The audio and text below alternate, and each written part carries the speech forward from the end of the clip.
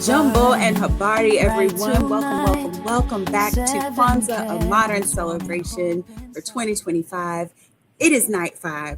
We have been having a splendid time here. Thank you so much to everyone who has joined us every night. If you're brand new, welcome. I'm glad to have you. So happy that you're here. Kwanzaa is a meaningful and powerful experience for me, and this streaming celebration is the way that I choose to share that with the whole world. So we are here tonight. We are going to light our candles. I have a fabulous guest. I'm going to tell you a little bit more about her in just a little bit. Tonight is night 5, and so we will be lighting 5 of our candles, beginning with the first one. So we'll say, Habari Gani, what's the news? Tonight, the news is Nia, purpose. We've been in the center with our first black candle for Umoja, which is unity. Then we light our red candle, which is Kujichagulia, self-determination. Then we move to the green candle, which is Ujima, collective work and responsibility. On night 4, we lift up Ujama, which is cooperative economics. And tonight we move back to our green candles and we light the candle for Nia.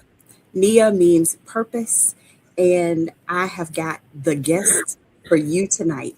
Y'all, the guest that I have in store for you is Dr. Renita L. Webb. She's a wife, a mom, an author. She is a founder like me. She is a queen like me and a leadership strategist like me. She helps leaders increase their authenticity and empower their followership and make a greater impact. So for this work, Leadership Live, she has her own online broadcast, which is fantastic. And she also has Room for Refinement Radio.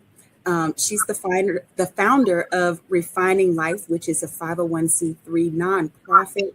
And she is the authoress of Stepmom, Trials, Tribulations, and Triumphs in the first and second edition. Y'all, there is so much more that I could tell you about her, but what I want you to know most is that she is a woman of God and a true friend. Y'all, please welcome my good friend, Renita L. Webb. Hey, girl. Hello. I am so excited about this talk. I just been waiting. Girl, you and me both. Listen, excited is not the word, because this is like take 2 for us. We actually did what was supposed to be a quick 30-minute live to prep everyone for Kwanzaa, and we stayed on there, 2 hours? 2 hours, and it was the best 2 hours of life. If you've not seen it, it's still on my Instagram. Like, I figured, why take this live and just let it disappear? Let it live. Let it breathe. We talked about everything under the sun, and it was incredible for 2 hours. It was so, and it started from that one little kernel of Kwanzaa. It started right here. Now, I know that you have a rich and deep and abiding history with Kwanzaa, but I want you to share with everybody else. Tell us a little bit about how Kwanzaa found you and what it's meant to you over the years. Oh, my goodness. Well, Kwanzaa found me through the arts, actually. My amazing mother and our fabulous neighbor, Sadia Shakur, she was Shakur at the time, and she was the founder, lead choreographer, artistic director for what became Collage Dance Company. I don't know if we were called Collage Dance Company then. I know Collage was in it, but we may have all been the full company at that time. But I was 2 years old, and we lived in a neighborhood where, everybody still went outside to play. We played with our neighbors. And Sadia saw me in the neighborhood, and she came to my mom and said, a child with that much energy needs to be dancing. And so she would put me in my van and put me in her van on Saturdays and take us over to, I think we were at St. Joseph's Church off 9th Street. Yeah. And that's where we would do dance. And the African dance was my first dance language. And I started African when I was 2. And I danced with Collage Dance Company, or I say I was on the company and off the company because it was just one collective group at first, and then there was a company from 2 to 18. Somewhere I was dancing with Mama Sadia, but we were a child company that was attached and grown with the African American Dance Ensemble. So it was Collage Dance Company, Allianfe, and then AADE. And so through Collage, we were introduced to Kwanzaa because we would dance with AADE sometimes at the Kwanzaa celebration. So Baba Chuck Davis did hey, if you do not know of him, get your whole life together. Research him, and because I remember when I was at Elon in college, and I took dance history. I was not a dance major. I started as a voice major, but I took dance history in college. And one of my professors, I remember her saying that we were talking about our dance history, our personal dance history, and I was telling them about Collage and about Baba Chuck. And she said, "You know who Chuck Davis is?" I said, "Oh, absolutely. Like he spoke at my 5th grade graduation banquet. Like he's the dude. Like like he was like a grandfather, a father, like Baba Chuck. Like yeah. that's her." And so she was like, she remembered the first time she ever met him, and she said she thought he was God. She said between his stature and his voice and his presence, she said, I just knew he had to be God.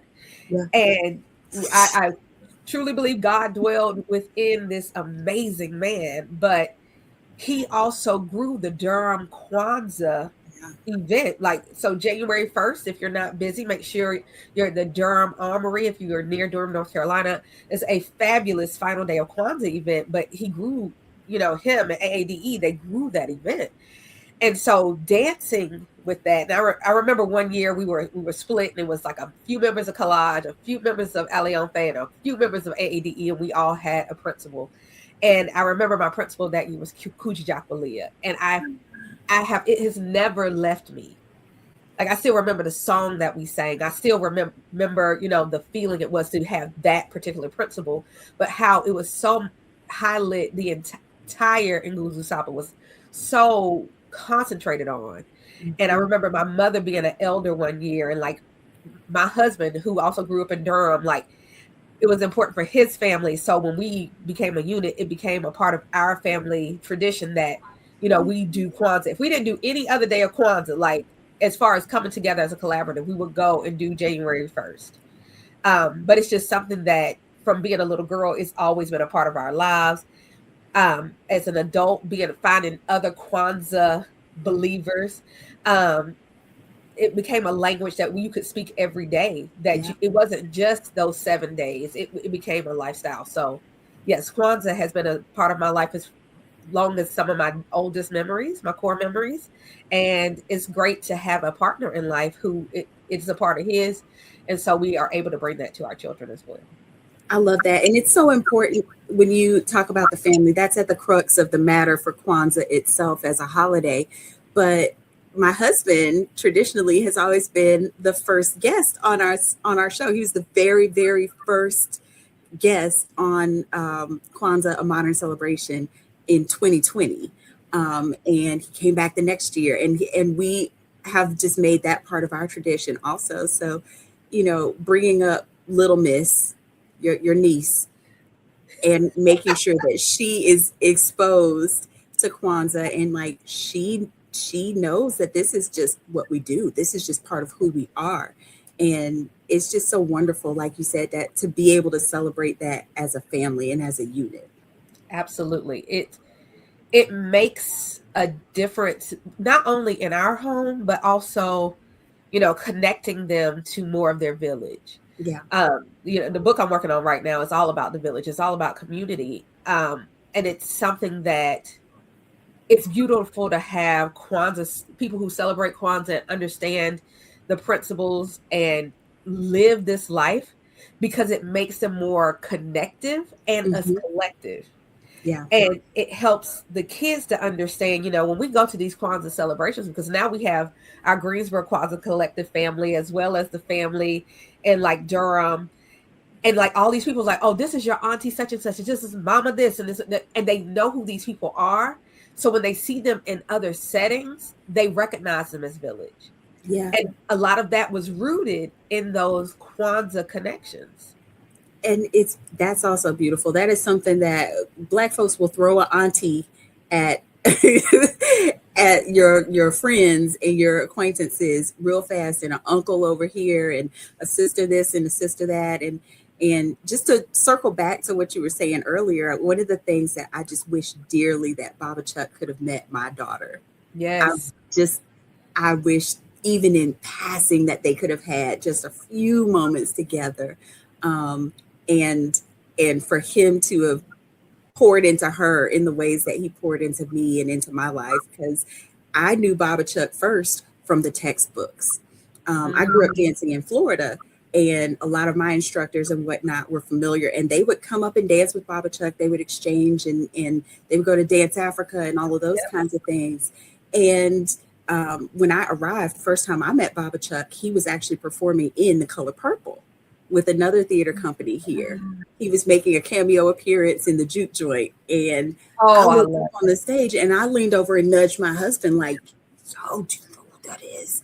Like, I had a whole freak out moment, because Baba Chuck was the figure from the textbooks, and he was a larger than life idea for me. I didn't meet him in my youth, and have him speak at my 5th grade banquet.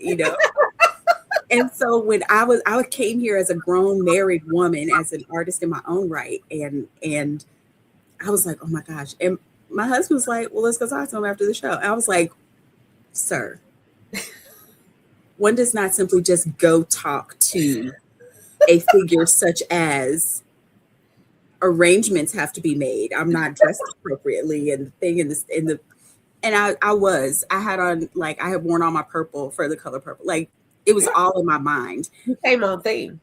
And like, from the instant that our eyes connected, and I introduced myself. I'm Shonda Branch. I'm new here. I grew up dancing in Florida. I admire your work so much. And he's, tell me now who you danced with. And I laid out the list, and he said, and at that point he just grabbed me, snatched me up in his arms, and that was that. Because you belong to him. It was village. I was immediately granted access to the village. Yeah. And he brought the members of AADE into my life, and so many other dear friends and acquaintances, that because Baba Chuck gave me the pass, it did not matter that I was new to the area, that I had not established myself here, that, Baba Chuck said I was okay, and that was that. Because while your physical presence was new, your spirit was already connected. Absolutely. And I think that so many people miss that. Mm-hmm. I think definitely one of the callings of my life is to be a connector. I feel like I meet a lot of people, not particularly for myself, where I am, blessed by it, but it's not always for me. I meet people, get to know them in whatever capacity, sometimes just to connect them to another person that I know, maybe in a different capacity, but I know this of them. Oh, I think it'd be great if you all met. Let's all meet up and do XYZ, because part of my calling is to be a connector. Mm-hmm. And so even having the Baba Chuck connection, I think that I needed to be, and this, not that this even sounds great. This is getting ready to sound really bad, guys, but it's for the visual. It's for the visual, not for what it is. Okay. We're ready. Okay. So anybody who's ever watched Harry Potter. Okay, great. Tom Riddle had Horcruxes, right? Yes. Little bits of himself were poured into these other things. And as long as they lived, he would live, right? Okay. I got That's you. the negative. That's the negative. But are we going to flip it? We make it positive, guys. All right, come back. All right, so the positive is, so is with the rest of us, right? Yeah. As long as a bit of you lives in other people, you so live. And so that was a negative way of putting it. Here's a positive way of putting it. It's not negative. It's not negative. It is the world that we live in, and you are drawing a connection that everybody can understand. That's all that is. Yes, and for those of y'all who don't do Harry Potter, Coco, if you've ever seen Coco, Disney's Coco, No, And I'll cry right now. Stop. remember me. Right. So we think about the people who have yet gone on and how the spirits are trying to come back on the Day of the Dead. God bless Disney for showing us other people's cultures. Yeah. But so as long as they were on the ofrenda and they were remembered, their spirit could live on the other side. So as long as we remember, as long as we are a piece of these people, they will not die. Legacy will forever live as long as we, stay alive in the lives of other people, which is so important when we talk about connections, It that is. you allow other people to get to know the true you. When I talk to my leaders, I'm talking about authenticity, that sometimes we live behind this mask and people don't get to really know us. But when people get to know the real you and who you really are, and your legacy gets to live on, even when you're not physically here anymore, your spirit will never die. So your connection was already cemented through these other people that you met in Florida who had a piece of him in them and them in him. So when your spirits met here, your physical bodies met here, the connection was already made. It's already made. Already made. And let me just tell you one of my core memories forever and ever and ever will be the time that my grandparents had come up to visit. My grandparents were still living when I first got married and moved here. And we went to first night, and Baba Chuck hosted, and AADE hosted one of the events. And I got to dance for Baba Chuck and my grandparents, and everybody was in there. And it was like, my people are here. It was one of those beautiful moments. And now my daughter is part of a choral program, and they rehearse in that space. And so every Wow. time I walk in, it just washes over me one more time. And I'm so grateful for, like you said, those bits and those pieces and those connections. They're strong and prevalent and so needed, because they pop up when you need them. Right. Those memories surface like out of the blue. Baba Chuck popped up on my Google memories, or on my Google photos, where they tell you this day in history, and they go back, and it just is amazing to me where the ancestors find opportunities to speak to us, Yes. and to just remind us that they're there, and that they love us, and that we're okay. Yeah. And I think a lot of that is due to the purpose that we are celebrating tonight. Baba Chuck, if Yes. nobody else I know walked in their purpose, we can say Dr. Charles Davis Hello. truly was doing what he was assigned to do on this earth. Yes. And we're talking about purpose tonight. So I'm just curious, what does Nia truly mean to you as an individual in your life and in your work? What does Nia mean to you? Oh my gosh. There's so much. We could be here for another 2 hours, but we won't. We will not do that. Not tonight. But Nia, purpose is a guiding force for me. Mm-hmm. It helps my yays be yays and my nays be nays. It helps to highlight the visions that I have and how I'm supposed to operate within them. Mm-hmm. It helps me create my boundaries. Yes. Purpose is everything for me. And I understand that purpose is not so overarching that it can't be realized, and that there's purpose and then there's purpose. There's micro purpose and there is macro purpose. Like, I have a purpose in this moment and I have a purpose on this earth, and all of them are tied together. And if I'm doing the things I need to do in this moment, I'll be doing the things that I needed to be doing on earth. I know that purpose can be overwhelming. Mm-hmm. And sometimes purpose requires a lot. So Nia requires Imani. Come on. If you don't have faith, it's going to be hard for you to believe in and walk in your purpose. That's it. And you have to have faith to believe that your purpose is purposeful, right? Yeah. Ooh, that's good. Say that one more time. You have to have faith. You have to have faith to believe in your purpose, and you have to have faith to walk in your purpose. Like, they work hand in hand. Yeah. And you won't you won't believe that you can achieve your purpose without faith either. Because purpose is huge. It's like any vision. Vision is huge. And you got to have faith to believe in the vision. Vision is your purpose, right? Like part of your purpose, you're given visions to live out your purpose. Yeah. And so you have these big giant visions, and you got to have faith that you can do it. But a lot of the time, it's understanding your purpose in that vision. Yeah. So that'll make you reach back. So you'll have your self-determination, you have your kujijakulia, but Yeah. then you'll also walk in your ujama and ujima, because you'll realize that you need this collective, right? And you're going to need resources. You got to fund it. You have to Right. fund the dream. And it's more than you. So, I mean, then once you understand that this is this and that is that, then you're going to have it.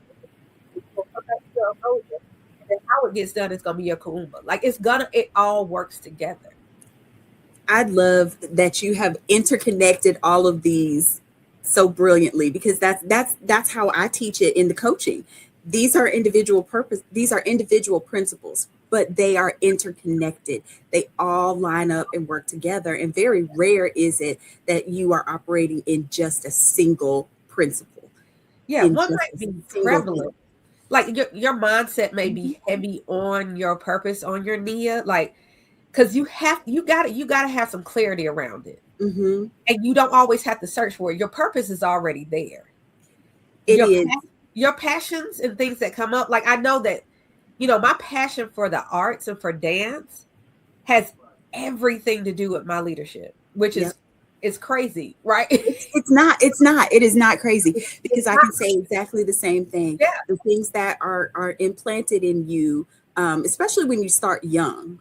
When you start young and you have to be at the bar on time in uniform with the choreography reviewed, having eaten and fed your body, and like when you had to operate that way, even as a small child, when that responsibility is placed on you, you begin to develop a very specific mindset around how you operate around people and what your expectations are of people and how you execute in other areas of your life according to what that moment is.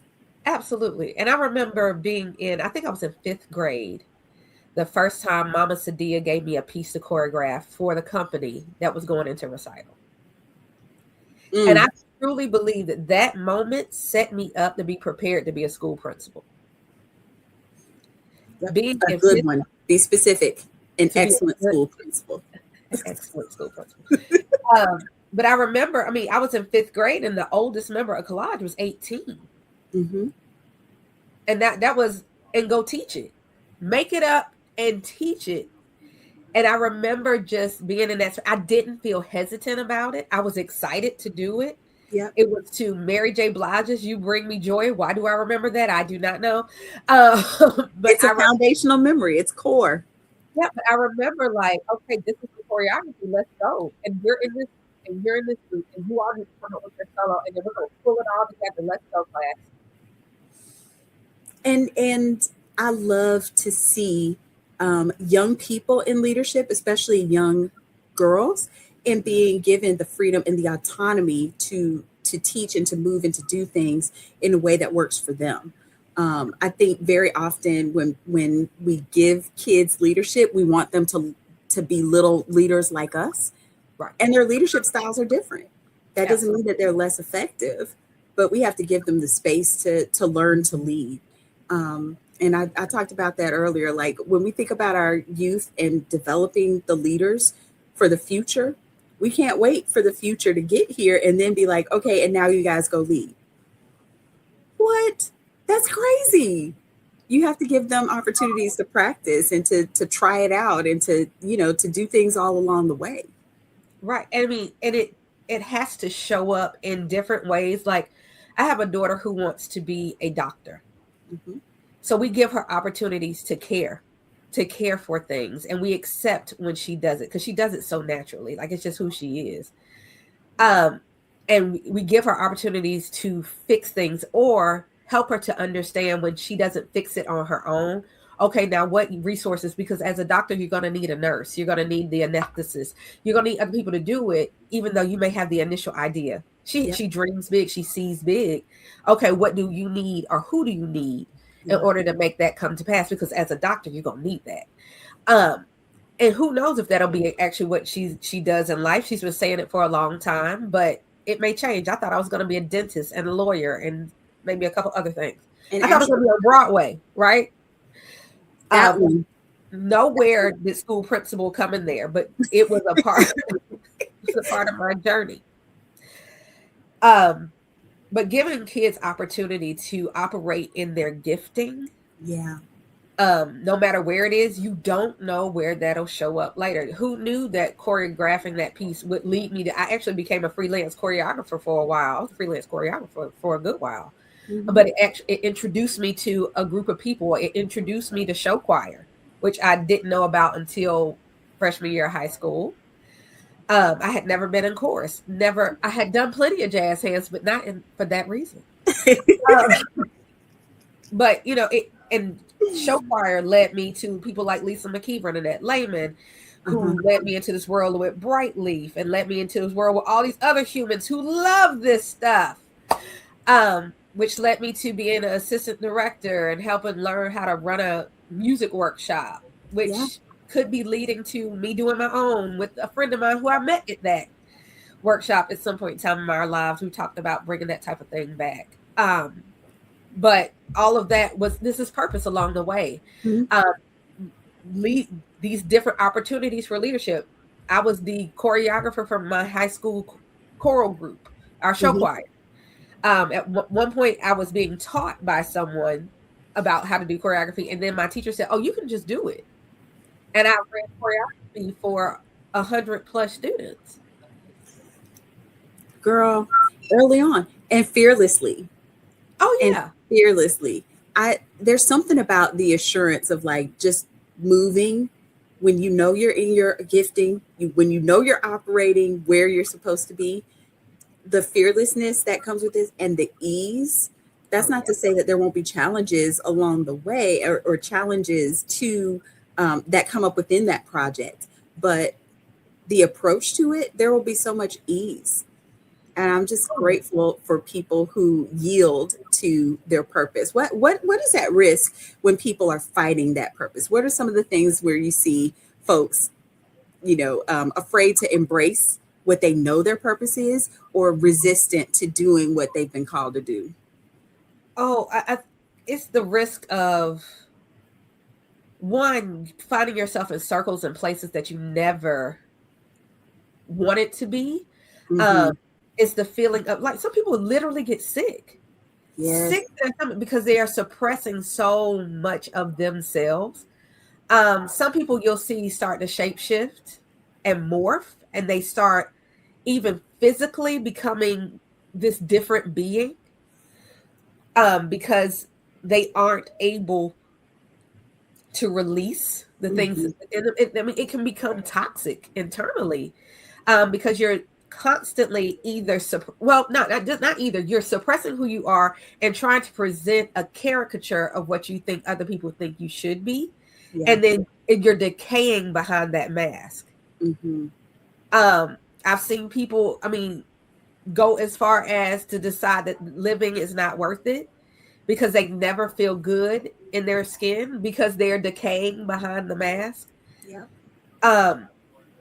And then sometimes it's just explosions of aggression because you held so much power within you and you never release any of it that it sparks into an explosion.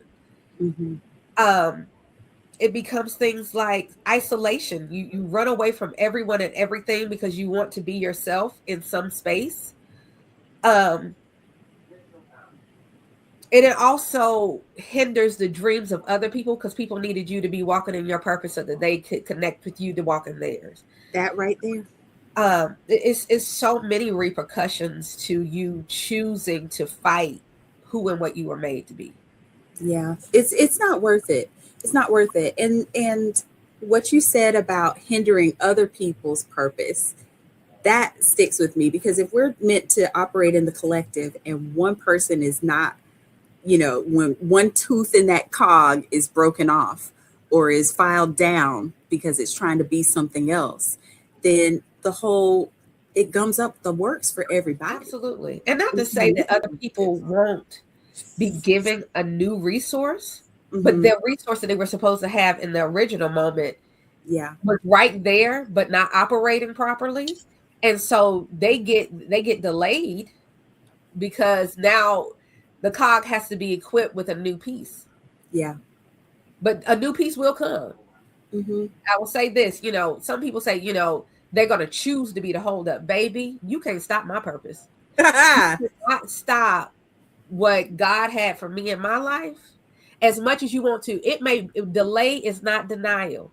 That's right. God may be using me as a vessel to give you more opportunity and time to be around me because of what I am doing and how we were supposed to work together. But baby, I promise, if you continue to choose not to do it, God gonna slide somebody else up in there and the purpose will still be fulfilled.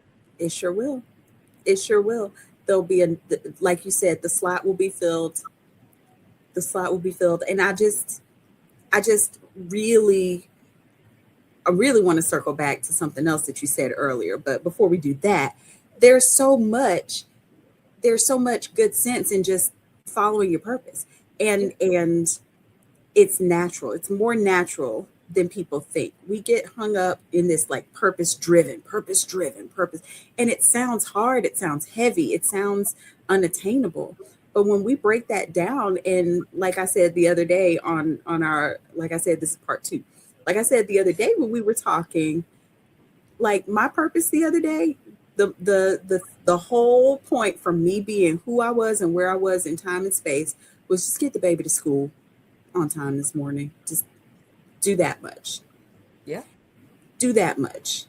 And, and then there are other days where the purpose is much, much greater. When I am writing, when I'm developing and creating, when I'm working on next month's journal for Living Kwanzaa, when I'm working on the next devotional, when I'm doing those things, it's much bigger. But I have to remember that like getting the baby to school allowed me the time and space to have the quiet and the opportunity to sit and work on those things. So I don't want us to lose track of the fact that while being purpose driven is necessary, that can also be gentle. Absolutely. Back to the micro purpose and the macro purpose. Like I'm dealing with this little part of the purpose today. I'm dealing with this little part of enough. And I'm happy with that being enough. Yes. I got up this morning.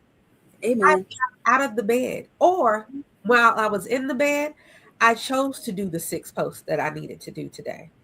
I was still in the bed, but I got so much done in the last hour.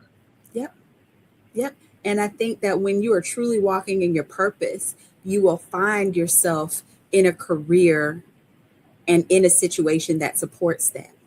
Absolutely. When I was in the classroom, I couldn't be in the bed those extra hours, navigating and checking things on social, doing my research, because I call it research. You know what? I appreciate that so much. I'm going to tell my husband that. I'm not scrolling. Research. I'm doing research. I'm doing research. Yes, absolutely. Okay. So all of that, all of that is so valuable, and just following your purpose is going to lead you down the path of least resistance, because when you're it doesn't feel good when you're up fighting every day and just like scrambling when everything feels hard all the time. I can't do it. I can't do it. It's not worth it. You will be more tired than tired. And I'm already tired trying to do the things I'm actually supposed to be doing. It's the path of least resistance, not the path of no resistance. And let's be real. You don't want no resistance, because then you're just going to slide all over the place. I need a little bit of resistance so we can go down this road easy. I don't need to get slide burn because it's 200 degrees on this slide and I just right down the slide. No, I need to make it smooth. And if it's going to be smooth, that means it got to be a little bit of resistance along the way. so that I can have a controlled landing when I get to where I'm supposed to be. I don't need to slam down there. I don't. What the song say? Ease on down the road. Ease on down. Ease on down the road. Right, girl. And this is how we end up 2 hours in. This is exactly how it happens. I just could launch to a 2-hour conversation about the Wiz and what it means to us. Right, and where we find Kwanzaa, because that's my superpower. Being able to like spot it and call it out in anything, anywhere. That's my superpower. I'm with you. I am with you. That could be a game. That could be a game. It could be. It could be a podcast. Maybe that's our next adventure. That might be on our list for 2026. It. Girl, tell me a little bit more about, because we've talked about your career in snippets and in flashes, but I want you to put the pieces together so that people really know and understand who they are talking with tonight. And I say they because I know they're talking back to us in the screen. I know I have a talk back church, and they are talking, commenting, doing all the things. So let the people know exactly who they're really dealing with. Oh, I absolutely love it. So I created the title leadership strategist many years ago because I felt like that's who I was. I was more than just a coach, more than just a consultant. You know, we work on a strategy. So I am a leadership strategist. This idea was really birthed out of me being an elementary school principal, where I found myself all day, every day, coaching somebody on something. And we were strategizing how we were going to get to the other side. And during that path, that's what it became. I realized that part of my purpose was to grow leaders to become better leaders, even if that meant for them to take my place. I don't want to do what I'm doing forever. My whole purpose in this place is to do what I need to do now, teach somebody else how to do it so that I can go and do the next thing that I'm supposed to do. And so I remember growing principals. One of my teachers is now the lower school director in Colorado.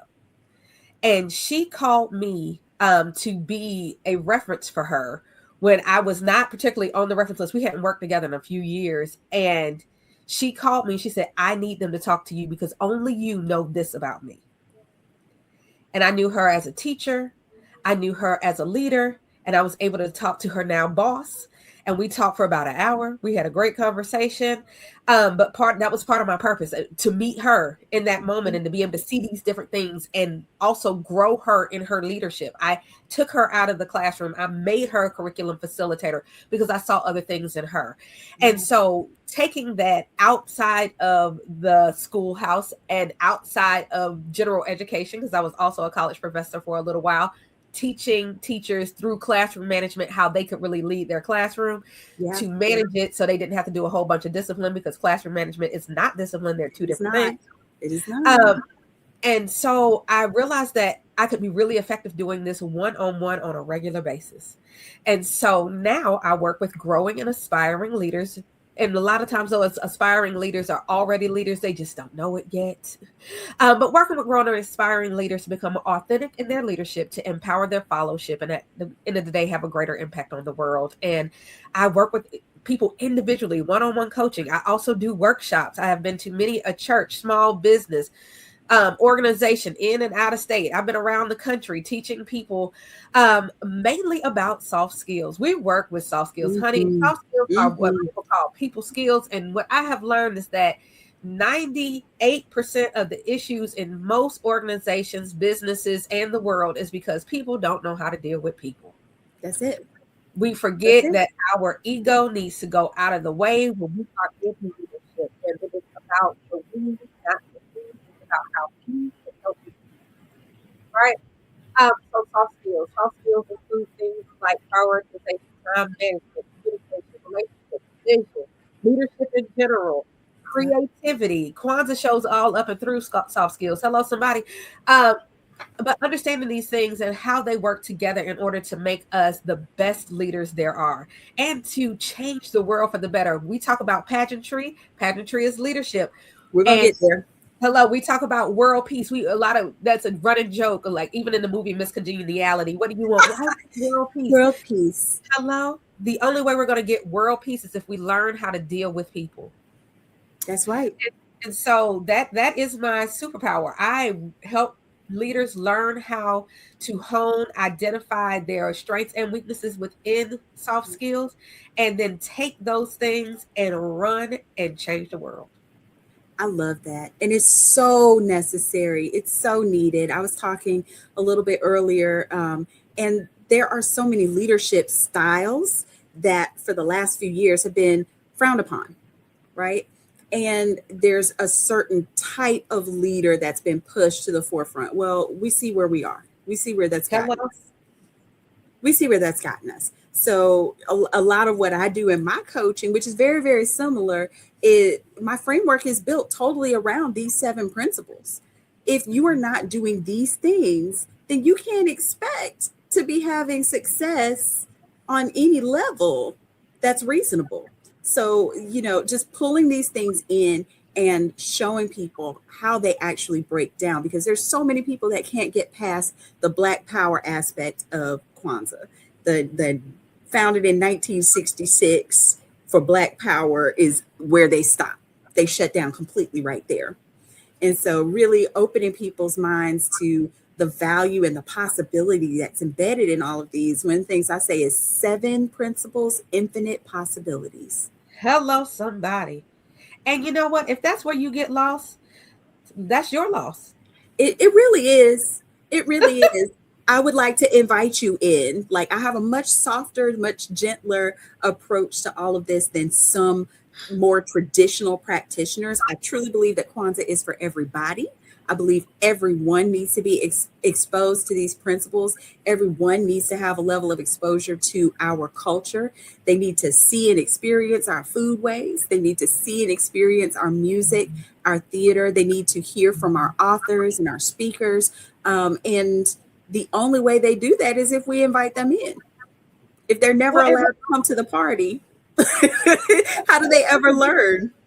Let's be real. So there's one thing to come to the party. Is another thing to say that you invented the party. You didn't invent this party. That's different. Allow us to have our stuff, acknowledge that it's ours, but it happens the other way all the time. It really does. All the time. So when people look at my women's conferences, when people look at they feel like they can't attend because it's 20 Black women presenting, which can be intimidating.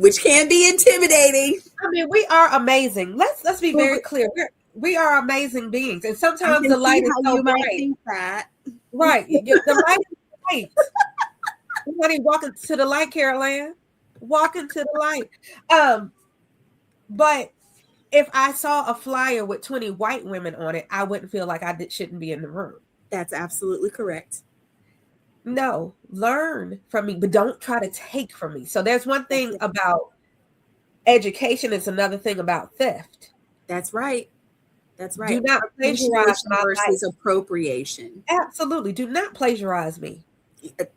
This is not your work. It is not. It is not. And give credit where credit is due. Cite your sources. Cite your sources. Appreciate what you see and experience, and just take that and be able to say, because what I found is folks who have never had any real interaction with Black folks are the folks who have so much to say about Black folks. I am not Boys in the Hood. Has that been your experience? Hello, I'm not Boys in the Hood. I am not What's Love Got to Do with it. I am. Don't take the movie and think you know my life. I need, just like you said, the exposure. I need you to appreciate and not appropriate, right? That's right. So I need you to understand that the Black experience is such a multifaceted experience. But please note that my Black experience does interconnect with the hood. Like, I didn't grow up in South Central LA, but I am connected to it. That's right. It is a part of my life. That's right. I'm hood adjacent. Hello? I'm around the corner. And it's not far. It's not a city. It's not far. But the way I grew up and what I know, and like we pick on our kids all the time, and they try to, when they have their moments of hood attempt, baby, you grew up in the suburbs. You've always had your own room. Like, ma'am, please, hood you or not. Girl, sit Don't, down. don't appropriate your own culture, boo. What's Understand? funny? What's Don't funny do to it. me? Don't do it. Sometimes my baby will come home and she'll say, or like when she's playing, she'll say something and it just doesn't even sound natural falling out of her mouth. I can't remember exactly what it was, but it was something with a head roll. And I looked at her. I said, "Why are you talking like that? That's not how you talk. Why are you talking that way?" And she looked at me like, "Mommy, I was trying to. I was I working was on it. Don't do that. Be you, baby. Kuji Right. Chagulia, self-determined. Right. You decide." I was But like, if you need to have it in your pocket, just so leave it there over will there. be some coaching. I'm gonna be Right. coaching my own daughter Right. and So making sure that we round those things off because when I the can moment, see right, when that the there's a moment gap is in the appropriate, experience. right, when the moment's appropriate, You might need this one you day. I might want to need make sure you that have it. out of your pocket because you've had that experience. I need you to appreciate and utilize potentially, but don't give me Wow, that every day because that's not your everyday. it's not you. Put it in the purse. Yep. Put it in Yep. your purse. Keep that in your handbag. Keep that in Mhm. your handbag. Girl, I love this. I'm so excited about your conference. I'm so excited about everything else you have coming up. I know that you have a documentary that you are launching also. Yes. And I want you to tell the people about that because it just makes me sparkle on the inside. I just get all giddy because my homegirl So has a documentary. let me tell you. So it came about because the Lord loves to just say, hold up, just listen. Just listen. Because sometimes people say something to you like, what, you're already ready to say no? Yep. The God will put a break on me. And so I have the Refining Life, as like you said before, 501c3 nonprofit organization. And we launched with a women's conference in 2015. And we had 10 successful conferences, and I was gearing up for conference 11. And the Lord said, "Ah," and I said, whoa, buddy, I'm ready. I'm in the cycle. I'm in the flow. And the Lord said, absolutely not. You're not doing that this year. I said, oh, yes, I am. We're not ending the Refining Life. He said, I didn't say end it. I got something different for you. And so the Lord dropped in my spirit that year 11, we were going to have a conference that looked very different Okay. because the story was getting ready to be told through a very different lens. And God took all this experience.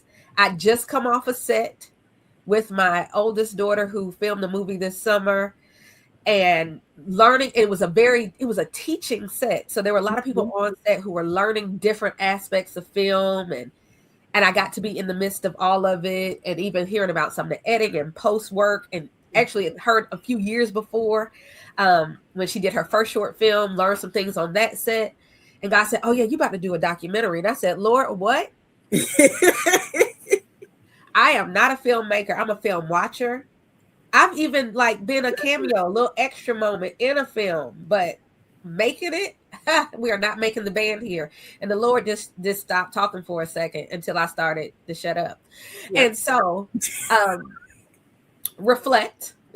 11 years, a story to tell will be premiering on January 17th. I had the opportunity to interview 19 amazing people. And they're telling their story by telling the Refining Life story. And how these different things in their lives and the life of the organization have formed this kind of own life. And so our amazing editor is working on it right now. Big shout out to Kenya Thompson. She is the wind beneath my wings right now. And I'm just so excited. So January 17th in Burlington, North Carolina, we will have red carpet premiere and gala, where not only will we premiere the film, not only will you be able to meet all these fabulous people who are part of the film and all of the other people who will be there, because we already know the group that will be in attendance will be life-changing for each other. That community will be continue to be built just like we do at the conferences, but also we'll be fundraising that night for our initiative, the Refinement Room, which will be taken to Winston-Salem State University and working with the senior females there and really preparing them to go from the college bubble into the real adult world. Because anybody who's been to college understands that whether you lived on campus, off campus, there is something special about being a part of a collegiate experience. Yeah. And when you leave there, there's a reality check that you knew was coming, but you didn't know how hard the check was going to check. And so we're going to be working with these ladies, teaching them about vision, teaching them about relationships and how that works in and out of college, and how to take some of those things that happen in college and bring them into your real world. But we're also working with them with finances and working with them on their mental and physical wellness, and fitness and nutrition. And Yes. so myself and two other dynamic experts will be working with them on campus. And so we're excited about that, but we got to raise funds to be able to make sure that these women can come to this event completely for free. Oh my goodness. Girl, you said monumental. Because we're going to have conference in September too. So we doubled up. The Lord said we're going to. Because there will be 12 events before, So this is year 11. It's just happening a few months later. And then year 12 will commence back in September. Well, I'm going to have to go get my tickets and get my outfit picked out, because you said red carpet, and that right there alone. It can be formal or red carpet fly. It's whatever you feel. Oh, okay. Yeah, the photographer's going to be ready for you regardless. One way or the other. One way or the other. But just give what needs to be given. I love that. So here's what I want to repeat back to you, what I heard and what I processed. I heard you say that you followed your purpose as a mother and allowed your daughter to pursue a non-traditional career, which has led her to be on a movie set, which in turn inspired you to become a filmmaker in your own right, which then in turn is going to impact the lives of women far beyond those who attend the conference. Every woman who sees that documentary, everyone who is a part of the making of this documentary, everyone who is going to benefit from the proceeds in your organization is now going to benefit from you not being hard-headed as a mama and telling her you're going to go to school and you're going to be a lawyer, like I said. Whew, look, yes, that's exactly what I right. I said all of that, but not just women. But not just women. Because there is one male in this documentary. One brave soul. One brave soul. But also, we're hoping husbands and supporters, male supporters, that everybody shows up, because the Refining Life, while it has grown from a women's conference, it was never intended or vision just to be for women. The Refining Life is for everybody. Everybody needs the opportunity to have things burnt away from them so that they can be their most pure self. Ooh, make me like gold. Ooh, I want to the refiner's fire. In the refiner's fire. It takes fire, and it doesn't always feel good, but to be a part of the Refining Life and our events gives you the opportunity where you may be sitting there weeping.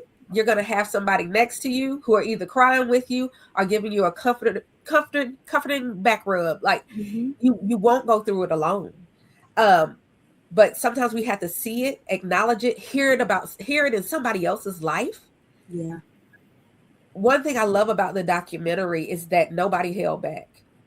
Ooh, that's good. Nobody held back. Everybody was completely honest, and everybody took everything in a different direction. Ooh. No matter what the question was. Everybody's life, everybody's purpose, everybody's Nia caused them to answer the question differently. And that is significant, because that means that they are so comfortable with you and the experience that you have provided that they can lay it on the line. They don't have to hide. They've removed that mask that we talked about earlier. And honey, when I say somebody's mask got thrown on the floor and stepped on. Ooh. It was beautiful, to the point where I asked them, "Are you sure you want me to use this?"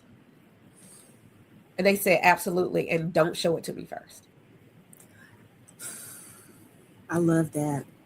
I love that. That's showing some Imani in you too, some faith that your leaders have in you, and that's beautiful. That is so beautiful, sis. I promised we would circle back around to this. We got to talk about this pageantry, because I had hung up my pageant shoes. Girl, you hung up my pageant shoes, and something tapped me on the shoulder, and I was like, "But I'm a whole grown married lady. Where am I going to talk about a?" And that tap came again. And when God taps twice, you better stop still and listen. You better stop still, pay attention. And so I talked to the wonderful Sandra DeBose, who we all love, the ball beauty queen of self-esteem, y'all. That sister, as soon as I can wrangle her and get her in here, it's gonna hit different. Yes, it is. Hit different. But she had been Ms. Black North Carolina before me. And so I said, this is something that I've heard about. I've seen you, and I know that, you had an impact and this and she was like, say no more. Say no more. Here's the contact information. You need to get in touch with this person, this, right on down the list. And I was like, oh. And it all happened so fast. I did not realize how pageantry, re-entering my life as a grown woman, was going to anchor me for the next phase of my life. Absolutely. I had no idea. And when I had the pleasure of turning around and placing that crown on your head, my homegirl, I was like, yo, this is tremendous. Let's just talk briefly about some of the things that pageantry brings into your world and some of the things that it brings out of you as an individual. Oh, wow. Well, pageantry was brought back into my life. I hung up my pageant shoes at about 12. And then one of my teachers, when I was a principal, asked if Rain would be interested, my oldest daughter, and she competed. And she became Little Miss Black North Carolina. And they kept talking about at her pageant that because they didn't do all the pageants together that year. And they said, there's a Mrs. category. And I was like, oh, that's so sweet. Same reaction I had the first time I heard it. I was like, oh, that's cute. That's cute. My job is to be her mom. And she was like, oh, Mommy, you should compete. I said, no, I shouldn't. I should be your mom. I'm so glad. I'm so glad. And her pageant coach at the time, who was that teacher, she was like, oh, no, you should do it. And I was like, oh, no, I should not. And so that was December. I think I was convinced by like maybe the end of January that, okay, I'll try it. And got there and saw these beautiful women. I was like, oh, matter of fact, I remember the night of standing after we competed, and I was standing with this young lady who became the first runner-up. I was talking about oh, you're such a great queen. I'm pretty sure I was telling her this while we were standing there. Her compete, and she was so good, and she was so beautiful inside and out. I just loved her. And I was like, oh, you're going to be amazing. I'll be here to support you in any way. Whatever you need, girl, you better work it. And they announced her as first runner-up. I don't think I have ever been more shocked in my entire life. Girl. But I will say that reminded me that I am who I thought I was. And I wasn't thinking that currently. It's who I used to think I was. And I was reminded that she is still there. And I met so many amazing. I think about you. I think about Sandra DeBose. I think about Janae, who was the first runner-up. I think about Shamika Turner Williams. I like just in that system. But pageantry. So my oldest daughter actually got the pageant bug for real from there, and went on and has won local, state, national titles. And we met her new pageant coach, Kanisha Sierra Turner, with Executive Grade, and pageants for her, where she was already a dancer, when she added pageantry to it, that started opening the doors, because dance opened the door to pageants, because pageants were really, once she did the first one, it was like cute, but then we realized that one of her company sisters was already doing pageants at a larger level, which is how we ended up meeting her new pageant coach, right? But then that coach was like, well, there's New York Fashion Week. And so she walked in New York Fashion Week multiple times. That same coach was like, well, you should try this pageant. When she tried East Coast, that's when she started getting really introduced to the possibilities of doing film and TV. And then that same pageant coach was like, well, I saw there were auditions for Macy's Thanksgiving Day Parade. So she danced at Macy's, not because of dance, but because of pageantry. And while she was doing all this, I was everywhere with her. I ended up, doing another system. And winning a national title. And winning. And my title wasn't just for my walk on stage. I won that title as a National Performer of the Year, where I had sat down and said I wasn't performing anymore. You and thought. I thought. You thought. And, had done one community theater show, doubled back behind that and won that national title, found myself performing for people around the country, and then getting this theater bug back, right? Where I thought I was going to be a Broadway star. I became a community theater entity. Star. But, all of that confidence of being back on stage, confidence about what I look like, and knowing that it was actually appreciated. Yes. Not being afraid to step up and perform myself gave my daughter a new level of confidence, because where I go, she go, we go. And she started dancing more on stages, which now has led her to being a leader in her dance company. And when somebody calls her, she's ready. And she is better dancer than I ever was. And then, my tiny one, she also jumped on the pageant bug, and she's an inaugural queen for a system. And she's not afraid. She was my two daughters opened our last conference. Like, they got on stage with the mics and they welcomed everybody and told everybody about the day and got everybody hyped up. And my youngest daughter introduced me.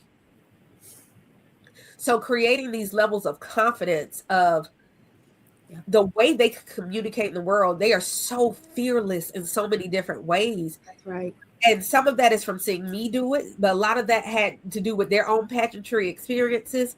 And we can travel anywhere with anybody at any time, and they're ready to be on. And they're ready to talk about what they would like to do, and they're not afraid. And they also know how to be polished in one moment, and they can code shift physically, mentally, and orally if they need to. And pageantry had so much to do with that. And in addition to that, then their village expanded in a way that they got their New York manager that we're doing auditions, it feels like every 12 seconds. And have another self-tape. Like, they are doing the thing. But now that is directly came out of pageantry. Their New York manager is one of the pageant directors for a pageant they both did, and she approached me about them. I did not submit them originally. And she said, look, I need the girls on my roster. And I put them in on a Sunday. On Monday, they had auditions. That's it. And so, yes, it literally changed the trajectory of what we were doing in that moment. I won't say of our lives, because I think we were always supposed to be here. It just became a pivot point. Yep. And pageantry is seen by so many as frivolous, as silly, as playing dress up and strutting around. And there's an element of all of that. But that element even contributes to how I feel as a woman. Like, I like to feel pretty. I like to feel beautiful. I love the element of dressing up. But baby, when you have to drag that beaded gown up the stairs and across the stage on those stilts and look graceful doing it and smile and still be able to deliver your messaging when you reach the microphone, that takes something else. It is a skill set. It is a skill set. And to do it in a way that you actually enjoy it, because the judges are judging the fullness. They're not just judging what they see. That's it. They're judging what is being exuded. Because I've had the opportunity to judge. I am judging what is exuded in that moment, and to be able to do that confidently. Oof.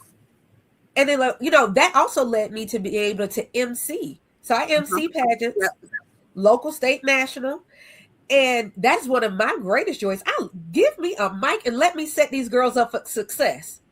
I'm going to have you so hyped by the time you walk up here just the way I say your name or your number.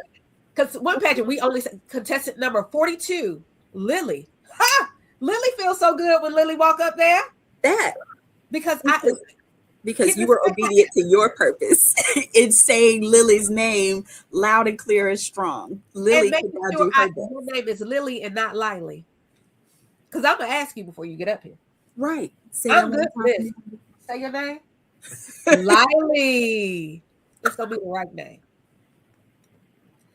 But I can Girl. only do that because of my experience of being the person on the other side of that and understanding that my pageant experience was made or broken or Mm-hmm. affected by the way whoever either said my name or their energy and what they had brought to the atmosphere. That's I right. know I'm an atmosphere shifter.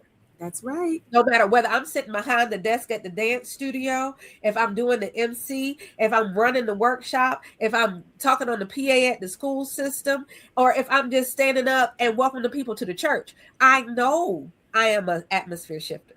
That's it. That's part of my purpose. I The am way I say good walking. morning to the young man at the coffee counter. Hey, good morning. The way, listen, every bit of it is truth. Every bit of it is truth. And that's why I like the term when I speak about pageants and when I refer to myself as I refer to myself as a queen sometimes, but more often than not, I like national title holder because that Yeah, sounds like a boxer. That sounds like a fighter. That sounds like yeah, somebody who went into training camp, who prepared, who was eating her Wheaties and reading her newspaper and watching what's going on in the world and developing keen ideas and sensibilities about it and understanding how to communicate those, sometimes diplomatically, absolutely. when you know that there's potential for contention there, knowing how to communicate that diplomatically, and then also being able to drag that beaded gown, that 40-pound beaded gown on my stilts across the stage, up the stairs, remember to turn left and not right, which microphone I'm supposed to be at, and still deliver. It is a skill set that I wish everyone, and they have pageants that welcome young men. Yes, they do. They have pageants that welcome it. It is an experience that I think everyone should at least get a little grasp of. You remember in PE how you have to do a little bit of everything? Like we Yes. did a little bit of soccer, a little bit of foursquare, a little bit of bowling. We did a A little little bit bit of of try to climb that rope. a little bit of country square dance. Like, can we get back to some of those experiences? Because you discovered what you liked and what worked and what could potentially be a purpose for you, Right. something that could align with who you are and what you're supposed to be doing. There's so much potential there, right? So Yep. we're doing it. We're doing it. We're not at 2 hours. We're only slightly over. But We did good. We did good. we're doing fine. This is great. We're doing fine. There's one question that I absolutely have to ask you as you close, and it's less of a question and more of a reflection that I'm inviting everyone who's on with me this year. Each year, Dr. Milana Karenga issues a theme for the year. And this year's theme for Kwanzaa, I would love to have your thoughts on because I think it is so poignant. He's done it yet again. He does it every year, but here we go. So the theme is practicing the 7 principles in dimly lit times, lifting up the light, hurrying the dawn. One more time. This is like your on stage question moment. Yes. All right. Let's get myself together. Right. I love you. I'm ready. Practicing the 7 principles in dimly lit times, lifting up the light, hurrying the dawn. Give us a reflection on that. Well, thank you. That was such an amazing theme. I'm excited about it. But no, really. I think that, in 2016, I remember opening the conference because I became the every year opening speaker by accident. Let's just say that. But I remember that year, and that title of that speech was, "We are light carriers." Mm. We are light carriers. And I talked about the idea that there's a light within us, that God placed a light within us because we are his horcruxes, right? That's We it. are the pieces, his creation, and thus he lives here because we live. And we are vessels for light. And because I am a light carrier, I have a certain duty and obligation to help other people navigate because they see my light. And that you have to remember that light cannot heal other light. Light only begets your light, right? Mm. My bright light does not dim your light, it enhances your light. So, in order to rush the dawn, it is imperative that we let the light within us shine, even when there is fog and smog and very high mountains. Our light is in a valley, but it doesn't mean the light doesn't shine. The only way for us to see the next part of the path is for the light to shine. And so where other people may want to dim your light, they hate your light, they literally hate your light, they try to take your light out. The only way your light won't exist is if every piece of you, whether you're physically here or not, but every piece of you that you laid out into the world, until that is all gone, your light is forever shining. So it's forever important for us to leave a little bit of our light, a little bit of our light dust everywhere we go. So to live within the 7 principles, in order to do that, our light can't go anywhere if we're never unified with other people. We don't ever find ourselves in community. Our light cannot live on if we are not determined to have our light shine. That's that Kujijakwalia. Our light will not shine if we don't understand that our light is important to other people's light, that collective work and responsibility. Our light won't shine if we never let ourselves be a resource, and the things that we've learned in our life lessons and experiences and even finances be a resource to other people. Our light won't shine if we don't believe that we have purpose, because a lot of times we'll snuff out our own light in one way or the other. Our light won't shine if we don't allow these different experiences and thoughts and visions that we have to allow ourselves to live creatively. Our light won't shine if we don't have the faith that our light matters. If we let that light shine everywhere we go, even when people don't like the way our light looks, even when our light makes other people uncomfortable because they forget our light just makes their light brighter, keep shining your light. The darkness cannot kill light. Only light can take out darkness. Listen, the doors of the church are open. You can send your tithes and offerings unto the Lord. Hallelujah. Listen, y'all get it now? Y'all see? Do you get it? Do you get it? Do you get it? This is my sister friend from ages hence.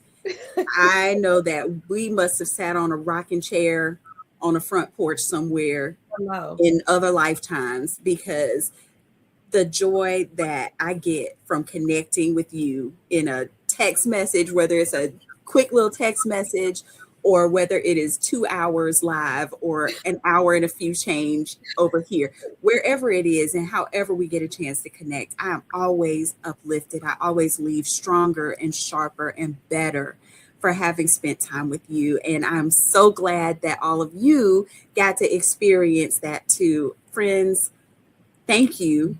Thank you for being here. And please help me thank Dr. Renita Webb for spending a few moments with us this Kwanzaa on the 5th night as we uplift Nia, y'all. That's it. I'm buzzing and reverberating, and it's just completely a moment of beauty that I'm going to appreciate for a long, long time. So thank you.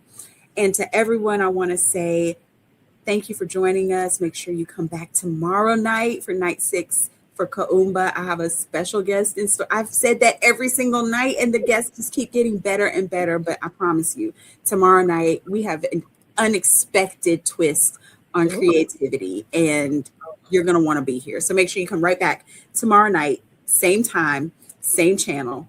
And other than that, I want to tell you happy Kwanzaa. Heriza Kwanzaa. May your Kwanzaa be blessed. Good night, everybody. Good night. Love you.